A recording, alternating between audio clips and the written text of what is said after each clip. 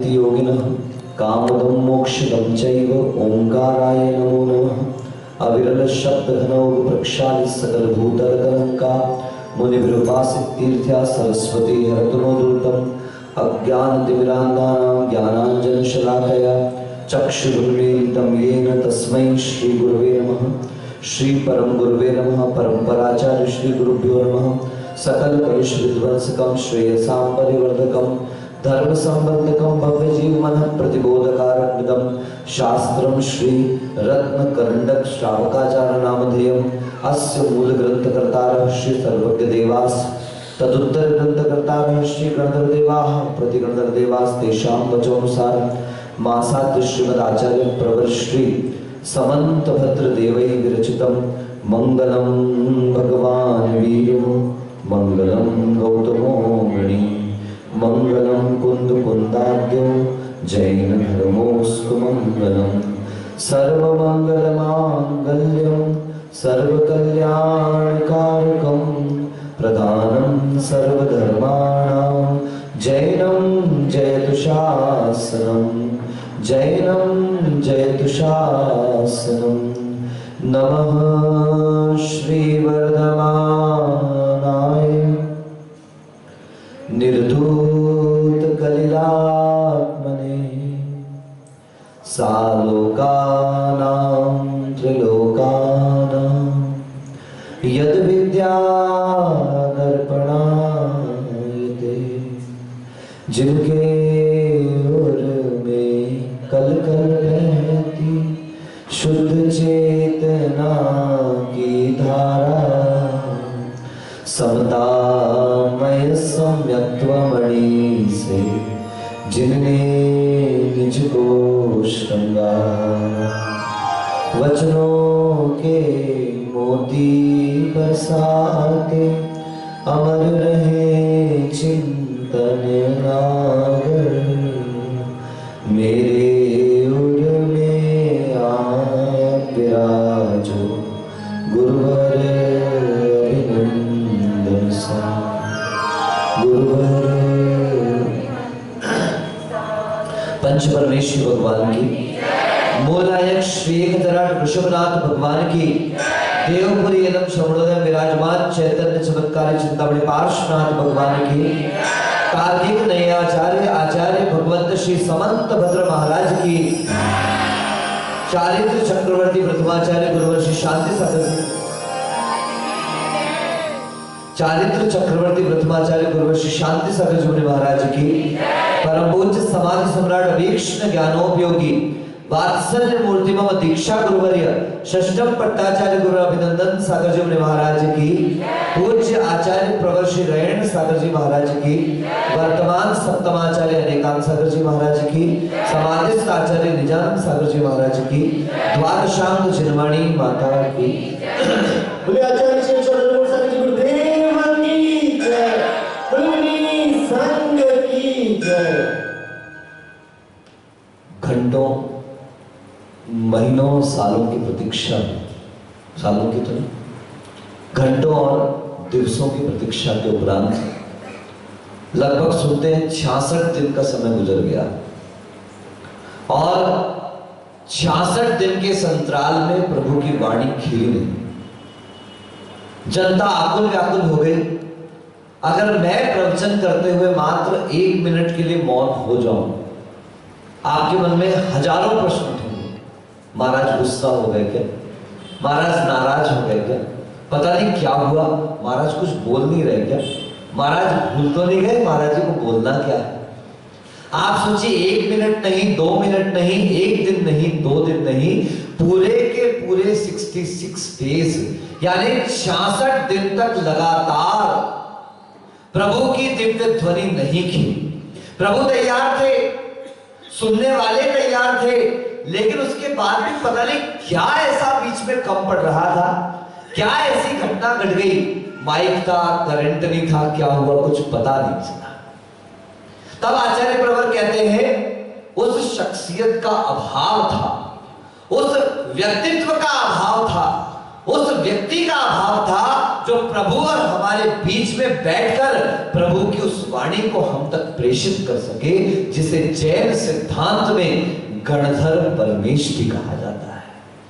आप जिसे गणेश भी कहते हैं, आप जिसे गणपति भी कहते हैं, आप जिसे गजानन भी कहते हैं, आप जिसे गणधर भी कहते हैं, ऐसे गणधर परमेष्टि का अभाव प्रभु तैयार है, केवल ज्ञानी है। आप जिनको अनंत ज्ञानी कहते हो, आप जिन्हें अरिहंत कहते हो, आप जिन्हें केवल ज्ञानी कहते हो, अनंत शक्ति से संपन्न व परमात्मा स्वरूप को जानने वाला तत्व वहां विद्यमान है। आप जानने की इच्छा रखने वाले विद्यमान हो, लेकिन देखो इसे पुण्य और पाप का खेल कहते हैं। वो उत्तम पात्र बीच में नहीं रहा। कल नहीं परसों आपने गुरु पूर्णिमा का पर्व मनाया, सारे लोग गाना गा रहे थे, गुरु मिले गुरु मिले गुरु मिले गुरु मिले गुरु मिले, इसलिए गुरु पूर्णिमा भूल जाओ। शिष्य को तो गुरु मिले, बहुत अच्छी बात है, लेकिन गुरु पूर्णिमा का पर्व अगर किसी कारण से मनाया जा रहा है तो जैन सिद्धांत में सबसे बड़ा कारण है कि गुरु को उस दिन ऐसा योग्य शिष्य प्राप्त हुआ था जिसके माध्यम से आज 2600 वर्ष गुजरने के बाद भी प्रभु की वाणी सतत अविरल अनायास हमको प्राप्त हो रही है। अगर मैंने कल ही आपसे कहा था, करंट फ्लो हो रहा है, बिजली का उत्पादन हो रहा है, आपके यहां बटन भी ऑन है, लेकिन आपने बल्ब नहीं लगाया। वीरेंद्र भाई, लाइट जलने वाली, लाइट तभी जलेगी जब आप बल्ब लगाएंगे, बाकी बटन चालू कर दो, करंट का फ्लो कर दो। भगवान की वाणी उस करंट के फ्लो के समान लगातार फ्लो में है। आज तक प्रभु की वाणी कभी भी अवरुद्ध नहीं हुई है, सतत है, निरंतर है, नित्य है, निर्विकार है, निर्मल है और अनुपम भी है। लेकिन उसके बावजूद भी देखो क्या बंधन है, बीच में उसकी आवश्यकता पड़ी। पूछो ये प्रश्न कि भगवान सर्व समर्थ तीर्थंकर परमेष्टि, सर्व सामर्थ्यवान अरिहंत परमेष्टि, संपूर्ण विश्व को जानने वाले केवल ज्ञानी, और उनकी वाणी के लिए भी किसी आधार की आवश्यकता है? नहीं नहीं नहीं, हमारी योग्यता नहीं है, हमारी पात्रता नहीं है, हम इस लायक नहीं कि तीर्थंकर की वाणी को सीधे हम तक पहुंचाया जा सके। तब बीच में वो व्यक्ति आया। इंजीनियरिंग करते समय एक ऐसे इंस्ट्रूमेंट के बारे में हमने जाना जिसका नाम था स्टेप डाउन ट्रांसफॉर्मर। क्या नाम था बोलिए? Step down transformer. ट्रांसफॉर्मर, ऐसा ट्रांसफॉर्मर जो हाई वोल्टेज को लो वोल्टेज में कन्वर्ट करता है। ऐसा ट्रांसफॉर्मर जो उच्च ताप को, उच्च वोल्टेज को निम्न वोल्टेज में कन्वर्ट करता है, और साथ ही साथ जो डायरेक्ट करंट है उसको इनडायरेक्ट यानी कि अल्टरनेट करंट में कन्वर्ट करता है।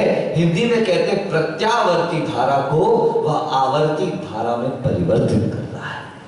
क्यों? हाई वोल्टेज अगर इस नगर में आ गया, आपके घरों में पहुंच गया, सारे इक्विपमेंट्स चल करके राख हो जाएंगे, त्राही त्राही मच जाएगी, सब जगह आग लग जाएगी।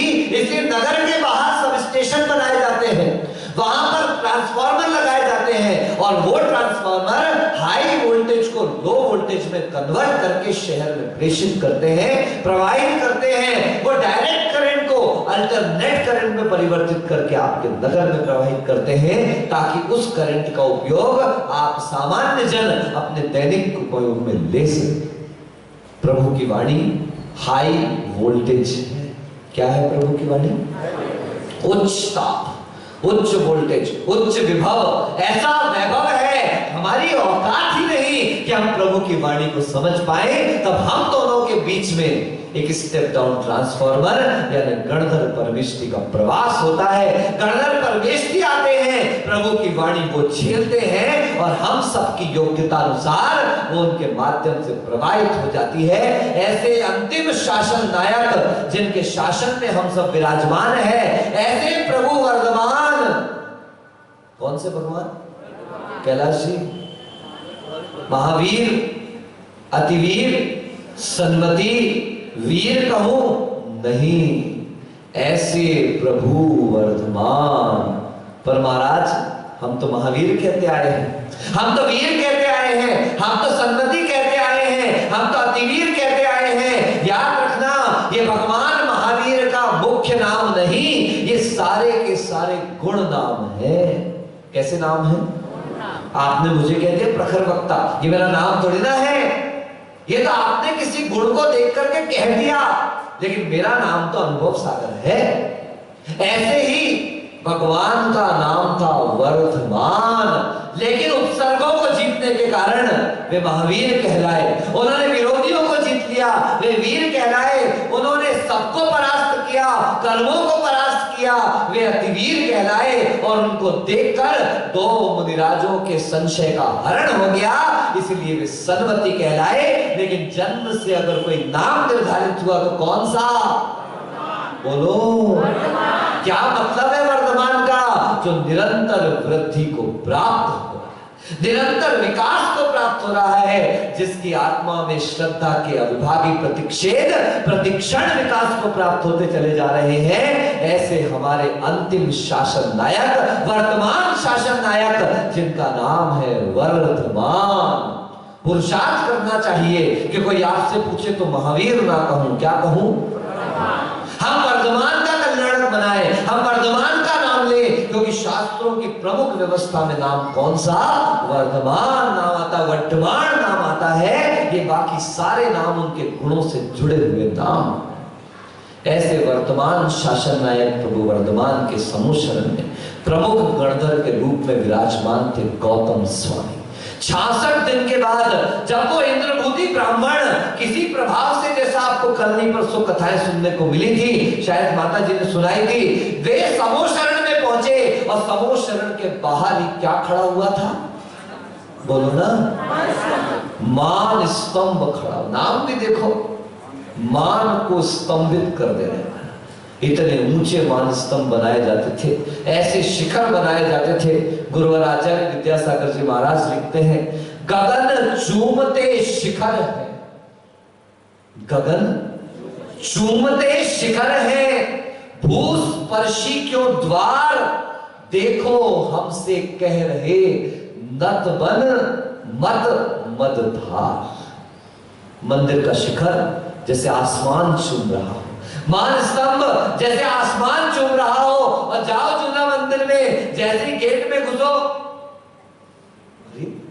झुकना पड़ रहा है। महाराज एक काम करते, दरवाजा बड़ा करवा देते। नहीं नहीं नहीं, सुनो, मंदिर का शिल्प कहता है, मंदिर का वास्तु कहता है, आपके तो क्या पता कैसे मंदिर बना के गए आपके पुरखे। रोड पर कहीं खड़े हो जाओ, मूल नायक का दर्शन तो अवश्य है। हम क्या वास्तु तैयार करेंगे, हम क्या शिल्प तैयार करेंगे, हम क्या नवनिर्माण करेंगे, हम क्या जीर्णोद्धार करेंगे। अरे पुरखों ने वो तैयार करके गए हैं, हमारी क्या बिसात कि हम ऐसा कोई शिल्प तैयार करें कि रोड पर भी खड़े हो जाओ तो हमें मूल नायक के मुख का सुंदर दर्शन अवश्य। बंधुओं, भूस्पर्शी क्यों द्वार, भगवान के मंदिर का वो दरवाजा नीचा क्यों? पहले तो हाइट ज्यादा हुआ करती थी, लोगों की ऊंचाइयां ज्यादा हुआ करती थी, ये पंचम काल है, ऊंचाई कम होने लगी। फिर महाराज ये दरवाजा नीचा क्यों? ये तुम्हारे अहंकार के पतन के लिए है, ये हमारे घमंड को गिराने के लिए है। पहले इस बागड़ में क्या पहनी जाती थी? पगड़ियां और टोपियां। मान स्तंभ को देखो, शिखर को देखो, पगड़ी यानी इज्जत हाथ में आ जाए, यानी जिनके सामने हमारे क्या औकात, जिनके सामने हमें है क्या। गुरुदेव कहते थे, कभी भगवान के सामने मैं भी भगवान हूं ऐसा मानकर मत जाना। भगवान के चरणों में जाना हो तो दास बनकर जाना। क्या कहना? बोलिएगा मेरे साथ। नहीं रुको तो, क्या बोलना वो भी तो सुनो। दासो हम, बोलो दासो हम, रटता प्रभु आया मैं तब द्वार, फिर से बोलेंगे, दासो हम रटता प्रभु, आया मैं तब द्वार। भगवान के दर्शन करने आया है, अहंकार छोड़ गया। चप्पल छोड़े कि नहीं छोड़ी बात? बोला हाँ। धोती दुपट्टे, पैंट शर्ट, फटी वाली बनियान नहीं पहन के आए, और पहनी होगी तो ऊपर शर्ट अच्छी वाली पहन करके आए। क्यों? गंदगी निकाल के आए हैं, बुराइयां छोड़ के आए हैं। ऐसी सबसे बड़ी बुराई है जिसको सबसे पहले छोड़ना है। वो किसको छोड़ना है? अहंकार को छोड़ना है, दर्प को छोड़ना है, घमंड को छोड़ना है। इसीलिए मान स्तंभ ऊंचा है, इसीलिए शिखर ऊंचा है, इसीलिए दरवाजा। शायद पहले दिन आपसे कहा होगा, सभी शिखर जी गए? हाँ बोलो, गए हो ना सब? हाँ। कैसे चढ़ते हैं शिखर जी? नहीं महाराज, ऐसे चढ़ेंगे तो माथा फूट जाएगा। हम जब चढ़ते हैं तो सामने की तरफ थोड़ा झुकाव होता है। It is something about gravitational force. एक गुरुत्वाकर्षण का नियम है कि आप ऊपर चढ़ोगे तो आगे झुकोगे, और जब उतरते हो तब झुक के उतरना। टप टप की आवाज निकलना बंद हो जाएगी, दांत गए। तब कैसे उतरते हो? अब अकड़ के उतरते हो, पीछे की तरफ उतरते हो। ध्यान से सुनना, जो अकड़ रहा है वो उतर रहा है। बोलो, क्या कहा? मजा नहीं आया? अच्छे से बोलो। जो अकड़ रहा है मतलब उतर रहा है, और जो झुक रहा है मतलब। ये देखो क्या मंदिर बनाए, क्या जिनालय बनाए, क्या व्यवस्था करी। शिखर ऊंचा, मान स्तंभ ऊंचा, और दरवाजा। झुक जा बेटा, झुकेगा नहीं तो कुछ मिलेगा भी। जिसके अंदर विनय नहीं, जिसके अंदर विनम्रता नहीं, उसे कुछ भी प्राप्त होने वाला नहीं। वो दुर्योधन भी गया, युधिष्ठिर अर्जुन भी गए। अर्जुन पहुंचे कृष्ण के पास और कृष्ण जी सो रहे थे। दुर्योधन पहुंचे, कृष्ण जी सो रहे थे। दुर्योधन पहले पहुंचा, अर्जुन बाद में पहुंचे। और दुर्योधन ने सोचा, यार पहला ऑप्शन मेरे पास है, मैं एक काम करता हूं, कृष्ण के सिर के पास ही बैठ जाता हूं, वहां बैठूंगा। जैसे ही कृष्ण उठेंगे सबसे पहले मैं उनसे मांगूंगा, आप मेरी टीम में। पुण्य भी तो टीम में होना चाहिए। सारी दुनिया तुम्हारे साथ हो, अगर पुण्य तुम्हारे साथ नहीं हो तो दुनिया कोई काम की नहीं। और कोई नहीं है दुनिया में साथ में, लेकिन पुण्य साथ में है। तो देखो पार्थ, तुम्हारे साथ वो कृष्ण भी आकर के खड़े हो जाते हैं। शर्त है, पल्ले में क्या होना चाहिए? टीम में क्या होना चाहिए? दुनिया की टीम इकट्ठी करने की बजाय पुण्य इकट्ठा करो, जिससे सार हो। कृष्ण के चरणों में जाके अर्जुन बैठ गए। सुबह हुई और जैसे ही कृष्ण जी उठे, उनकी नजर सबसे पहले किसके ऊपर? बोलो, मूड पे बैठे हुए कि पैर पे बैठे हुए? घड़ा रखते हैं, घड़ा, मटका। उस मटके में एक कटोरी ऊपर, एक कटोरी नीचे। बोलो, कौन सी कटोरी भरी रहती है? आप तो बहुत होशियार हो यार, सब लोग, सबको पता है।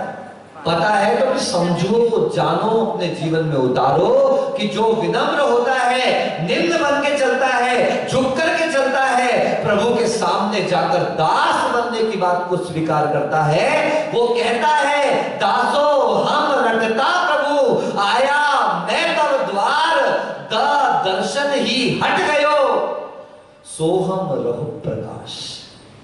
जैसे मैंने अपने दर्प के अहंकार को हटाया, अपने दर्प यानी घमंड को हटाया, ये देखो द हट गया। अब दासो हम में से द हटा तो क्या बचा? सोहम बचा। क्या बचा? मैंने कहा मैं दास हूं, तो प्रभु ने कहा नहीं नहीं, सोहम। कैसे? जैसे आप वैसा मैं, जैसा मैं वैसे आप। प्रभु ने मुझसे कहा कि हम दोनों के बीच में कोई अंतर। देखो, तुमने अगर अहंकार किया होता, अगर तुमने घमंड किया होता, अगर तुमने अकड़ दिखाई होती, तो आपको कभी प्रभु के दर्शन होने वाले नहीं है। प्रभु का दर्शन विनम्रता से होता है, प्रभु का दर्शन विनय से होता है, प्रभु का दर्शन झुकने से होता है। ज्ञानी याद रखना, कमर झुक पाए ना झुक पाए, अगर परिणाम झुक गए हैं तो ऐसा झुकना आपको उठाने का कारण बन जाएगा। अगर सच में जीवन में उठना चाहते हो तो विनय लेकर के आओ। गुरु भगवंतों ने कहा है विनो मोक्षं द्वारम, अगर संसार में इस पंचम काल में भी कोई मोक्ष का रास्ता खुला है तो वह विनय के माध्यम से खुला है। जिस व्यक्ति के अंदर विनय है वो पंचम काल में भी मोक्ष मार्गी बन सकता है, मोक्ष के द्वार तक पहुंच सकता है। जब दरवाजा खुलेगा सबसे पहले उसी की एंट्री उसके अंदर होने लगी। आज हमने भगवान महावीर वर्धमान के शासन काल में, आज का कल का दिन था वैसे तो, जब हमने स्थापना करी है, वीर शासन जयंती के रूप में मनाया जाता है। कितना आश्चर्य है, 66 दिन पहले केवल ज्ञान हो गया, लेकिन उस दिन को वीर शासन जयंती नहीं कहा जा रहा। किंतु जिस दिन भगवान की दिव्य ध्वनि का प्रसारण प्रारंभ हुआ उस दिन से आज तक 2600 वर्ष गुजर गए, उसे क्या कहा जा रहा है? वीर शासन जयंती। क्योंकि आज से भगवान का शासन, पहले तो आत्मानुशासन था, स्वयंवर शासन था, लेकिन आज उन्होंने दूसरों को उपदेश देना प्रारंभ किया, उनकी वाणी खिली, जन जन तक पहुंची और इस जैनत्व का प्रचार प्रसार चालू हुआ। उस दिन को वीर शासन जयंती के रूप में मनाया जाता है। आज इस सागवाड़ा वर्षा योग के प्रथम दिवस स्थापना के बाद हमने आज पूज्य आचार्य भगवान समंत भद्र महाराज के इस महानतम ग्रंथ रत्न करंडक श्रावकाचार्य की वाचना आज हम प्रारंभ कर रहे हैं। नाम ही कितना सुंदर है, श्रावकाचार। क्या नाम है? एक गृहस्थ को कैसा आचरण करना कि वह श्रावक बन जाए। क्या बन जाए महाराज? गृहस्थ और श्रावक में अंतर क्या है? सुनना चाहते हो? मुंडी लाओ जरा। नहीं, मुंडी भी लाओ जरा। हाँ, थोड़ी गर्दन बंधन नाड़वाड़े लाते रहिए, साइटिका फाइटिका के दर्द नहीं होते। गणपत ज्यादा ही लाने लगा। मैं धरियावत गया था, ये बात होगी बांसवाड़ा वर्षा योग के पहले की। यही समय था, बांसवाड़ा जाना था। मुंगाड़ा में पूज्य आचार्य श्री सुनील सागर जी विराजमान थे। मन में भाव था दर्शन करूंगा और उसके बाद वहां से बांसवाड़ा निकलूंगा। मैं पहुंचा धरियावत। सबसे पहले धरियावत में जिस दिन पहुंचा, किस्मत से उसी दिन बारिश हो गई और धरियावत की नदियां नालियां भी आपके सागवाड़ा जैसी थी। एक बारिश और नाली का पानी, बिल्कुल आनंद के साथ उसमें आप गमन कीजिए, भ्रमण कीजिए। हाँ, कल अच्छा हुआ। देखो, जो होता है वो अच्छे के लिए होता है। पवन भाई कल 9 बजे आर को उठाया, बहुत अच्छा। नहीं तो आप कहने आए थे 15 मिनट बाद निकलना महाराज, थोड़ा 15 मिनट सब सेटल हो जाए। मैंने कहा तुम धरो 15 मिनट, हम तो चले। और देखो सही हुआ, मैं निकल गया। हम चौके में पहुंचे, उसके 2-3 मिनट बाद सारी सड़कों पर नाली का पानी। इसलिए जो होता है वो अच्छा ही होता है। अब नाली का पानी ऊपर, आहारचर्या का समय हो गया। ये संत भवन और ये आपका मंदिर के दर्शन करके निकलना है और पार करना पड़ेगा रोड को। अब क्या किया जाए? 5-10 मिनट से इंतजार करते करते एकदम अचानक घटना घटी। एक सुअर वहां से निकला। मैंने देखा उसको छप छप छप छप छप, थोड़ा लोटा मोटा सब किया, थोड़ा सा टेस्ट भी लिया उसने पानी वानी का सब, और वहीं पर पसर करके लौट गया बिल्कुल नाली। थोड़ी घृणा का भाव तो आया उस समय। मैंने कहा, तरुण ने कल बोला था, उस समय सुख हुआ मैं अच्छी पर्याय आया। मेरे पास बुद्धि है, मेरे पास विवेक है, कहां जाना कहीं नहीं जाना। मैंने देखा उसके बाद एक आदमी निकला, वो भी छप छप करता निकल गया। वो लोटा नहीं, वो मचा नहीं, लेकिन निकला जरूर, मगर छप छप करके निकला। एक व्यक्ति धोती दुपट्टा पहन करके आया, उसे भी मंदिर जाना था, संभाल करके आया। उसने अपने धोती को थोड़ा सा ऊपर किया, एक पैर 2 अंगूठे और उंगली के साथ, दूसरा पैर 2 अंगूठे और उंगली के साथ, इतना हिस्सा, एज मिनिमम एज पॉसिबल, जितने कम में काम चलता, उसने 2-3 पैर रखे और क्रॉस। मैंने सोचा यार अपन तो मुनिराज है, जहां न पहुंचे रवि वहां पहुंचे कवि। क्या कहा? जहां न पहुंचे रवि वहां पहुंचता है कवि, और जहां ना पहुंच सके कवि वहां पहुंचता है अनुभवी। मेरी बात नहीं कर रहा हूं, आत्मानुभवी साधुओं की बात कर रहा हूं। मैंने सोचा यार कुछ तो अपन को भी एक्स्ट्रा एफर्ट डालना पड़ेगा। पास में एक भैया खड़ा था, मैंने कहा इधर आ। जी महाराज, मैंने कहा 3-4 ईंट पड़ी जरा रख देना।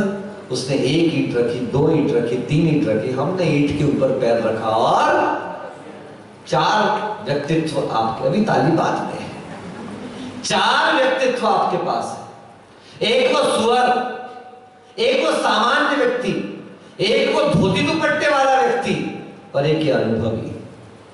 पहला सुअर, मिथ्या दृष्टि, संसार में कम रहता है, संसार उसके अंदर ज्यादा रहता है। वो संसार नहीं जानता, वो पाप नहीं जानता, वो दुख भोगता है लेकिन दुख के कारण नहीं जानता, उसे संसार में कुछ बुरा लग ही नहीं रहा है, वो जैसा है उसी गंदगी में आनंद मना रहा है, ऐसा मिथ्या दृष्टि कहलाता है। दूसरा वो गृहस्थ, घर पर है, निकलता है, छपता है, मचता है, पर वह निकलता है काम समय के साथ। लेकिन तीसरा होता है श्रावक, व्रतों को धारण करता है, कोशिश करता है, एज मच एज पॉसिबल, जितना बचा सकूं उतना पाप को बचाऊं, उतना कीचड़ को बचाऊं, उतना गंदगी को बचाऊं। और देखो उसने कम से कम अंगूठे पैर रखे कीचड़ में और पार हो गया। और चौथा वो व्यक्ति जो संत है, चौथा वो व्यक्ति जो साधु है, जो श्रवण है, वो एक पैर भी कीचड़ में नहीं रखता, वो उस कीचड़ में चारित्र की ईंट रखता है और उस ईंट पर अपना पैर रखकर इस संसार की कीचड़ और गंदगी से पार हो जाता है। अब बजाओ, कौन से वाले नंबर के लिए ताली बजाएगी? आप कौन से नंबर पे हो? अरे वाह गणपत, क्या बात है, गणधर की वाणी खिली, मान भी लिया तीसरे नंबर पर हो। अभी और जाओ, अवलोकन करो, आत्मान अवलोकन करो, आपको पता चले क्या सच में ये परीक्षण आपको करना है। दूसरे के पास कोई थर्मामीटर नहीं है, ये संसारी थर्मामीटर शरीर का बुखार बताएंगे, लेकिन आत्मा में चढ़ा हुआ है जो कचरा है, उसका जो बुखार है, उसको एकमात्र आत्मावलोकन ही ऐसी प्रक्रिया है कि आज सुनकर के गए 10 मिनट बैठना, शांत बैठना, एकांत में बैठना, चिंतन करना कि वास्तविकता में मैं कीचड़ में आनंद मना रहा हूं, कीचड़ से निकलने का सोच रहा हूं, या सच में मैंने पुरुषार्थ भी चालू कर दिया है कि जितना कम से कम हो, as minimum as possible, I have to minimise, मुझे कम करना है, इस कीचड़ को कम करते जाना है, अपने पैर को कीचड़ में कम रखना है। ऐसा वह श्रावक उसके आचरण का वर्णन करने वाला यह ऐसा ग्रंथ है तो श्रावक को क्या शिक्षा देता है कि कैसे श्रावक से संत बना जाता है। और ध्यान रखें, उसके पहले भी एक शब्द लगाया, रत्न करंडक। क्या लगाया? ये ग्रंथ पे शब्दों का संग्रह नहीं है, ये ग्रंथ कुछ भी इकट्ठा करके नहीं रख दिया, ये ग्रंथ तो रत्नों का पिटारा है। पिटारा क्या है? ये रत्नों का पिटारा, श्रावकों के आचरण का ग्रंथ। यह है रत्न करंडक श्रावकाचार्य पूज्य आचार्य समंत भद्र द्वारा रचित एक ऐसा ग्रंथ जिसमें श्रावकों के ए से लेकर जेड तक सभी जीवनचर्या का वर्णन आएगा। और वर्णन करते हुए सबसे पहले किया मंगलाचरण, नमः श्री वर्धमानाय निर्धूत कलिलात्मने सा लोकानाम त्रिलोकानाम यद विद्यादर्पणाय। चाहे कोई भी ग्रंथ पढ़ा जाए, प्रवचन किया जाए, लोग हमसे पूछते हैं महाराज आप प्रवचन करते हैं तो पहले मंगलाचरण क्यों करते हैं? याद रखें, मंगलाचरण उस सत्ता की स्वीकारोक्ति है, मंगलाचरण उस प्रभुत्व की स्वीकारोक्ति है जो मेरे अंदर विद्यमान तो है, लेकिन मैंने आज तक उसका उद्घाटन नहीं किया। जिन्होंने उद्घाटन किया है मैं उन्हें नमस्कार करके अपनी इस निम्नता को प्रदर्शित करता हूं, अपनी इस कमी को प्रदर्शित करता हूं कि मेरे पास है, लेकिन उसके बावजूद भी मैंने आज तक पाने का पुरुषार्थ नहीं किया। हे प्रभु आपने प्राप्त किया, मैं आपको नमस्कार करता हूं। ऐसे 3 प्रकार के देवताओं को नमस्कार किया जाता है। कितने प्रकार के? सबसे पहले अभीष्ट देवता, बोलिए फिर से बोले, फिर से बोले, अभिमत देवता। फिर से बोले, एक और बार, अधिकृत देवता। एक और बार, अधिकृत देवता। सबसे पीछे जिसका अधिकार क्षेत्र है, क्या है? जिसका अधिकार क्षेत्र है, ऐसे देवता को कहते हैं अधिकृत देवता। जैसे आपके यहाँ इष्ट मूल नायक है ऋषभनाथ भगवान, जूना मंदिर के ऋषभनाथ भगवान। फिर अभीष्ट देवता जो मेरे प्रिय है, देवपुरी के पार्श्वनाथ भगवान, श्रवणोदय के पार्श्वनाथ भगवान, मेरे प्रिय अभीष्ट देवता को नमस्कार किया। और एक और होते हैं अभिमत देवता जो सर्वमान्य है, जैसे वर्तमान में वर्तमान शासन नायक महावीर भगवान। ऐसे 3 प्रकार के देवताओं को हम मंगलाचरण में नमस्कार करते हैं। ऐसा ये मंगलाचरण, जिसके बारे में हम कल और जानने का पुरुषार्थ करेंगे। आज इस ग्रंथ का हमारे बीच में मंगलाचरण हुआ। गणधर परमेश्वरी की कृपा से उस स्टेप डाउन ट्रांसफार्मर के माध्यम से प्रभु का हाई वोल्टेज हमें लो वोल्टेज में कन्वर्ट मिल रहा है। इस पंचम काल में भी चतुर्थ काल जैसा सौभाग्य हमारा जागृत हो रहा है। भले ही दुख बहुत होंगे, लेकिन ये बहुत बड़ा सुख है कि इस काल में भी हमें जिनेंद्र भगवान की वाणी साक्षात उनके लघु नंदन दिगंबर मुनियों के मुख से सुनने को मिल रही है। इससे बड़ा कोई दूसरा सौभाग्य नहीं हो सकता। हम अपने सौभाग्य को पहचाने। सुबह बहुत अच्छी कक्षा हुई, बहुत अच्छी संख्या में पुरुषों ने सहभागिता दर्ज करी। जो अभी भी अभागे रह गए, जो अभी भी वो रह गए, आज की कक्षा पहले दिन ऊपर लगाई थी, लेकिन वीरेन भाई ने एक सजेशन दिया और बहुत अच्छा सजेशन था।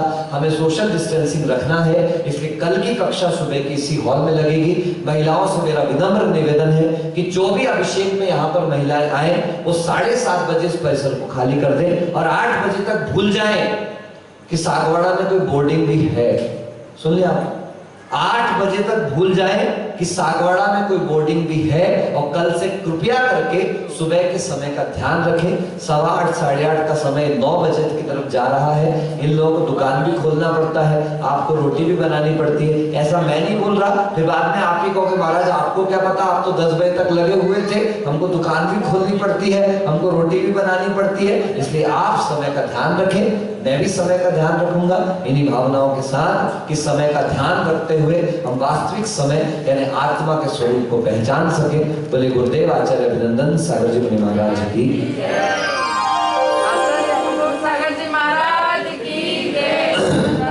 चलें जिनवाणी स्तुति करेंगे, सभी अपने स्थान पर खड़े होंगे।